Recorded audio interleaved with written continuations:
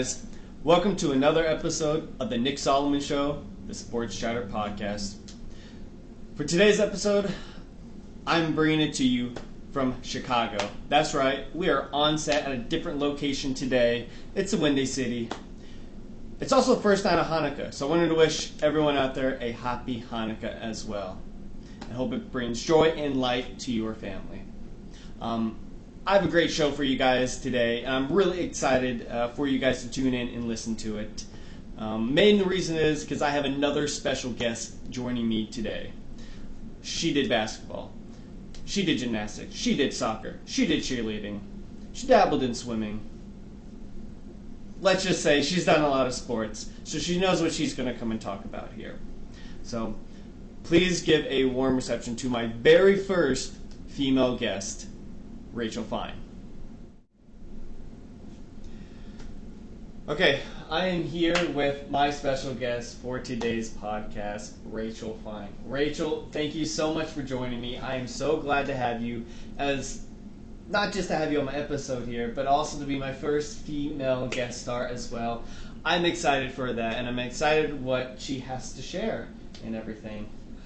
So we will just go ahead and get right into it.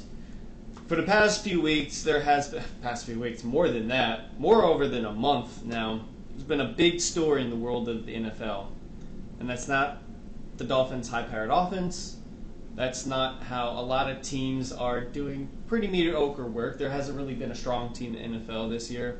So we're not talking about Joe Burrow's injury. No, we're going to talk about Travis Kelce and Taylor Swift. Guys, I didn't think I'd be bringing you this news, but it's become such a big thing that it's become news. So, Rachel, what are your thoughts on the whole Travis Kelce and Taylor Swift phenomenon? Well, it actually started back in July when on his podcast, I can't recall the name of it right now, it's him and his brother who's also in the NFL, which I didn't know. Jason Kelce, that one. Center for the Eagles. Yeah. They were talking about it and how her concerts always have friendship bracelets. And he said that he wanted to shoot his shot with her, essentially, by giving her a friendship bracelet with his number on it. And then next thing we know, a few months later, she shows up at a Chiefs game. I mean, who would have thought one of the biggest pop stars in the world who has completely redefined the music genre and said, who even knows how many records? I don't know, but I'm sure someone does. Would be showing up at a Kansas City Chiefs game. And I'm from St. Louis, so once the Rams left St. Louis, the Chiefs were the next closest home team. Don't even get me started. Stan Kroenke's the guy. We hate Kroenke. Hashtag we hate Kroenke. Always. St. Louis people. So once the Rams left, the Chiefs became the next closest team. So a lot of people from St. Louis and Kansas City moved back and forth, so there were already a lot of fans. But then, in my mind, being from St. Louis and having moved away from St. Louis, I was like, who even thinks about Kansas City? Like, I knew they had an NFL team, obviously, but I was like, is it really relevant? And then I heard they were in the Super Bowl, but I was pretty checked out from sports because of work at the time. I was just so busy I didn't have the time or energy to keep up with it. Mm-hmm. And so I was like, who cares about the Chiefs until Taylor Swift showed up this fall. I believe it was in September, if I remember that correctly. That's about right, yeah. Yeah, and she showed up in the box with his mom, having a great time. And that progressed real quick. Yeah, I mean, shooting his shot on his podcast to meeting the family, and he was seen at a concert in Rio de Janeiro, I want to say, with her dad, and she changed one of the lyrics in her song Karma to the guy from the Chiefs. Karma is the guy from the Chiefs. And that was a big moment, and you could tell that Travis Kelce, sorry I'm going really fast, was just so shocked that he left Taylor Swift's dad hanging for a high five. But the impact that Taylor Swift has had on the NFL since their relationship started has been insane and so amazing, because as a woman, football like you mentioned, I was a cheerleader from 6th grade until I graduated high school, and I loved it. I wasn't a competitive cheerleader, but for my middle and high school, and it was one of my favorite things. But I never really understood football. I never really cared, honestly. And then once Taylor Swift and Travis Kelce started dating, I started seeing a lot of content on TikTok and Instagram, primarily TikTok, but definitely Instagram as well, about explaining the game in a very simple, easy way to understand. And when I'd asked some people before, I got these very complex explanations. So I think Swifties getting interested in football and bringing those two fan bases together, the NFL fan base and Swifties, probably two of the most passionate and largest fan bases in the country, I think has done amazing things. I mean, I was watching a episode of something on Hulu the other day, and it said that the NFL used Taylor Swift's song "Welcome to New York" in the ad for the Chiefs-Jets game in New York, and their female viewership increased by 2 million people for that game. Viewership among preteen and teenage girls soared. It skyrocketed. Wow. And wow. I mean, the impact has just been insane, not even in terms of just viewership, which obviously affects the economics and financial impact, but since they started dating publicly, his jersey sales have increased 400%. It's a huge economic boost. And he was already famous in his own right. Yeah. So it's really interesting because then you also have those people out there saying, is this relationship real? Is it just for publicity? And I'm not the biggest Swiftie in the world. I like a lot of her older stuff. I don't really keep up with it all, but she is known for her relationships. And her last relationship was incredibly Most private. of her songs are about her relationships. Exactly. And so people are saying, is this real? Is it just publicity? Because she dated Matty Healy, which wasn't a great look for her in May, after her very private relationship of 60-plus years ended with Joe Alwyn. And, Travis Kelce made a comment mid to late October that he thinks about retirement more than anyone knows. And so people are wondering, is he doing it for the publicity? Her cat has a higher net worth than he does. By, more than a few million. Let's rewind a little bit and repeat that sentence. Her cat, yes, her kitty cat, has a higher net worth than Travis Kelce. Yes. Her cat appeared in a commercial, and I believe her cat's net worth was $90 million, and his is $30 million, if I remember correctly. Yeah. So. And let's put this in even better perspective here. She's a pop star. Mm-hmm. She's in her mid-30s or even in her lower 30s. I'm early sure about what she was born in 1989, so. Okay. She's still really young. Yes. But she's been in the game. She was probably 18, 16 years old. 16, I believe. 15, 16. Yeah. So she's been in the industry a very long time. Mm-hmm. She's about as high as pop stars have been for a while now. Now she's climbed the ranks, and she's gone back and forth with different genres, but different genres have been filled. Her main genre is that she has touched the lives of so many teenage girls. Travis Kelce is a star in the field. Mm-hmm. One of the biggest marketed sport in the world, which is the NFL. Mm-hmm.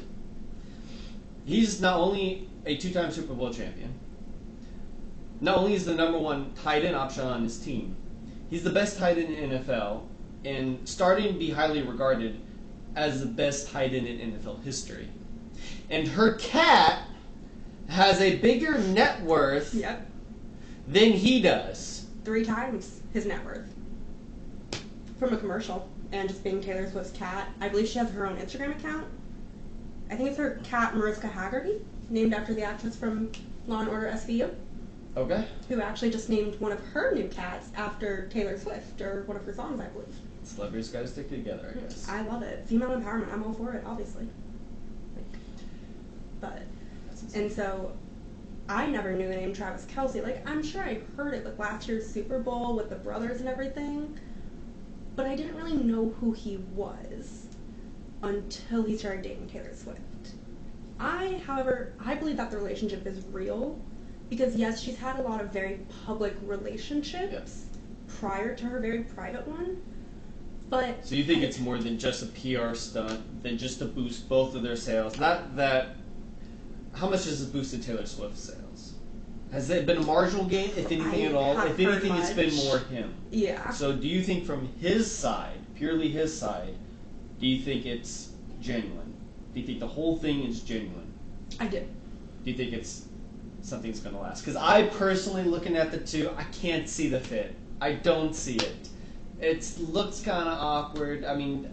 They look great together. Her personality is different than his personality. Not that that couldn't work at all. Sometimes opposites attract and everything. Yes. But I just didn't see the two together. It was just such an awkward thing. I thought it was just one of those celebrity things, happens for a month. I don't think, so you think her publicist would have said yes, honestly.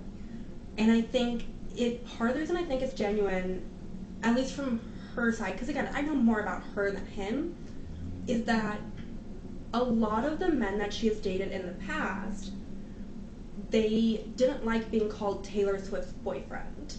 But there's a video that went viral like maybe a month ago, I'm not super sure when, of someone after one of the Chiefs game said Taylor Swift's boyfriend, and Travis Kelce pumped his fist, like, hell yeah I am. Like, he was looking down at his phone, but still went like this.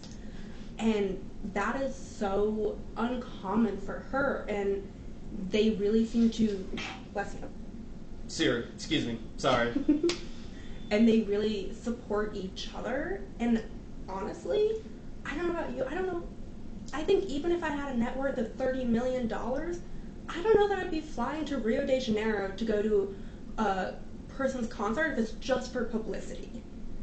Like, that's, especially being in the NFL, like, I never knew how much being in the NFL took. Like, I knew it took a lot, but Isaac Rochelle and Allison Cooch have opened my eyes to that. TikTok stars, of course. Isaac Rochelle is a former Colts player. He just got released from the Raiders, actually. And Allison is due to have their first baby any day now. They've got a lot of free time. Well, for now, they just... until that baby comes. Yeah. But he kind of posted about their daily life, and so now I know, like, I don't think Travis Kelce would take one of his few days off of playing and going to practice and everything and having to just work out or whatever. I don't think he would take one of those few precious days to fly to Rio de Janeiro to support her and be in that booth with her dad if it weren't genuine. And he introduced her to his mom, and one of the first things I ever heard about him is that he's a total mama's boy. And Mama Kelce approves of Taylor Swift, which to me says a lot. So. Well, could you imagine them just being in the booth and she didn't approve? Just the awkward fake smile that she would have. There was a picture that went around where she looked less than pleased, but then other pictures and videos went around where it must have just been a dull moment in the game, because that is one of my issues with football, is that there are many dull moments where nothing is happening. So football time and real time are hours apart. So, but yeah, no, they all approved. They've all met the family, and Taylor Swift took all of her friends to that Jets game. Yeah, I saw them all up in the booth there. It's crazy. Yeah. So she's even becoming friends with Travis Kelce's colleagues? Teammates. I'm in the business world. I don't, sports are new to me. Fair enough. Teammates. Like, she's now friends with some of his teammates' wives. Brittany Mahomes. Mm-hmm.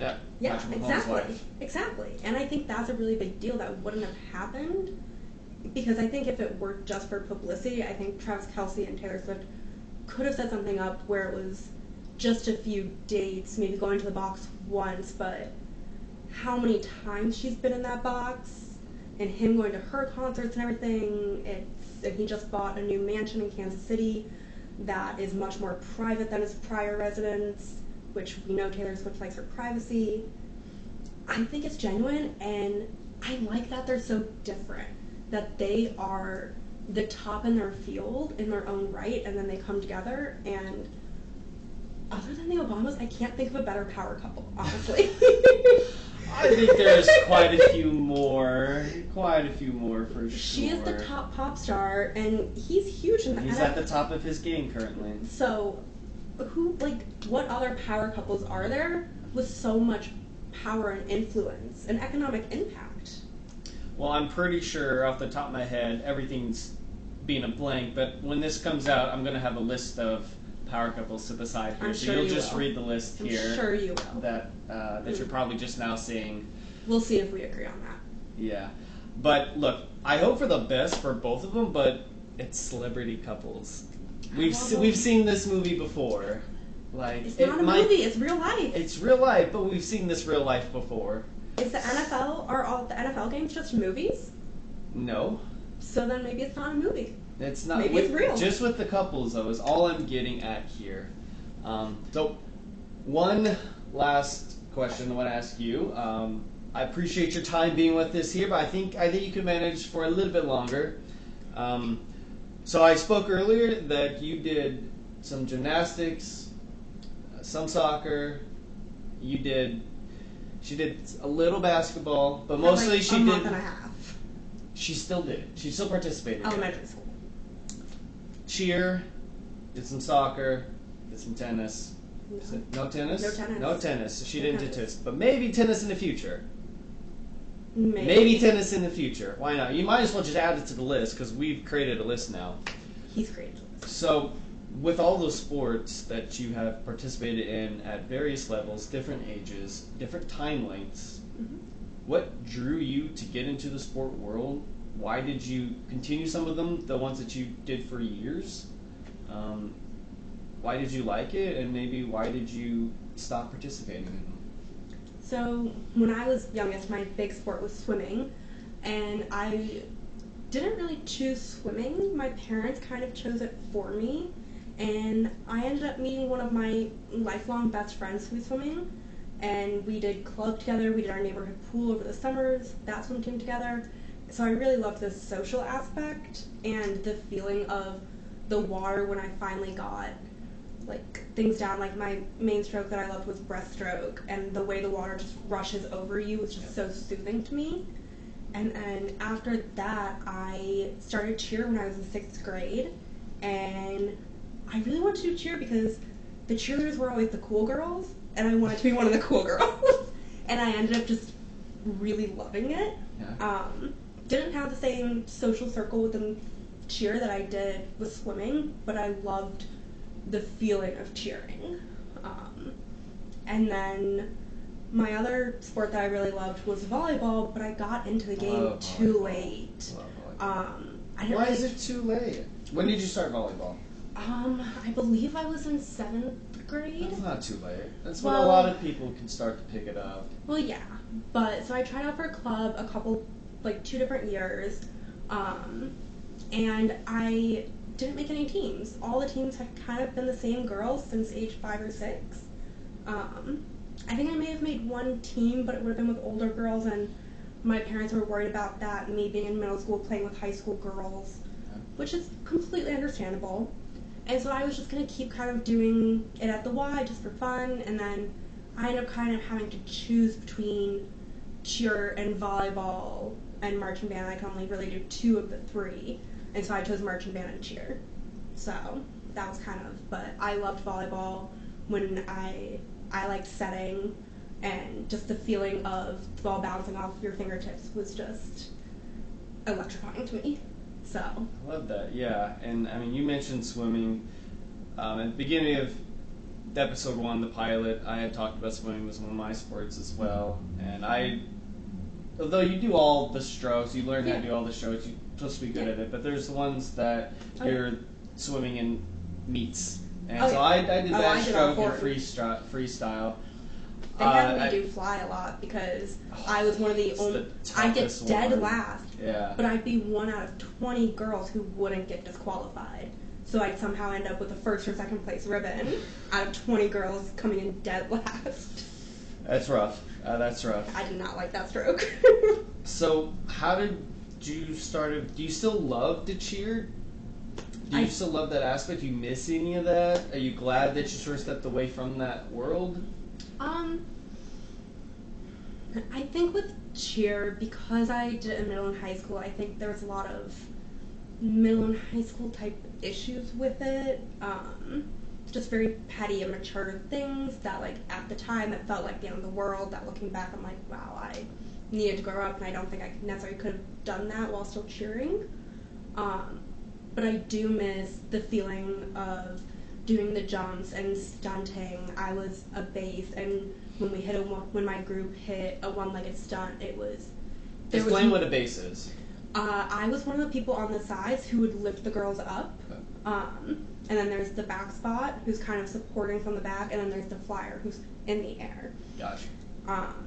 So those one-legged stunts at basketball games my senior year, the energy from the crowds at varsity football games and at those basketball games, there's no feeling that can compare to it. And I'm not big into watching sports on TV, but I love the energy in the stadiums, and that's one of the things I miss about cheer is the energy that you get from the crowd and being able to help increase that energy and get people excited for the game. There's nothing like it in this world, and that is atmosphere. Mm-hmm. Nothing like it. When you're participating, when you're on the field, you're on the pitch, you're on the court, there's nothing like the energy that you can get from the arena, from the stadium. It's amazing, and sometimes it makes you stumble with your words trying to describe the atmosphere, the energy. Mm-hmm. But it's unreal like it. Whether you're actually participating in it or you're a fan walking into it, you feel like you're in a whole other plane of existence. Mm-hmm. And that is something else that I also miss as well, is that feeling. Even though you are aware of it, you feel it, you recognize it, as soon as that whistle blows or that clock starts, you never really pay attention to it. It's almost like background noise. Mm-hmm. But from a cheer perspective, it is your specific job mm-hmm. to get us involved, to get us excited for it, to get us enthused. Mm-hmm. Whether we're up 40 or down 40, let's go team. Oh my God, your form. It's great. His wrists are just so bent. I don't care. Well, I love to hear that story from you. That's definitely, it's fantastic to have people come on to hear their story of why they love sports. It all just further connects us. And as I have more and more guests on, you'll find that further connection in sports that I've been trying to